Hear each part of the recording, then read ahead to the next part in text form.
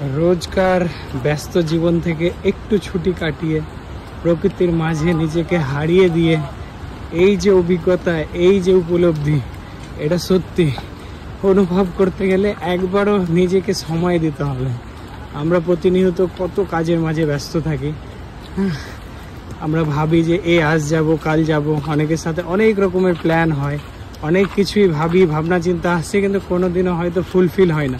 But আমরা যেভাবে আজকে এভাবে বেরিয়ে পড়েছি, না ফিরে যাওয়ার চিন্তা, না কোথায় যাচ্ছি সেটা চিন্তা, শুধুমাত্র হেঁটেই যাচ্ছি প্রকৃতির মাঝে, এটা উপলব্ধি করতে যে একটা ব্যস্ত জীবন থেকে এত দূরে এসে যে নিজেকে যে সময় দেওয়াটা কতটা জরুরি, এই জিনিসটা নিজেকে বোঝাতে।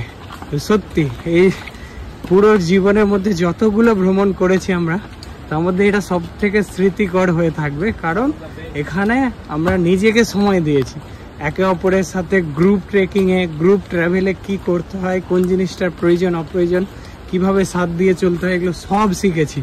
হ্যাঁ, তো ভ্রমণ সত্যি travelling is a part of education, এই কথাটা কতটা যে গুরুত্বপূর্ণ আজকে বুঝতে পারলাম। তো একবারও হলেও নিজেকে সময় দেওয়াটা খুবই জরুরি।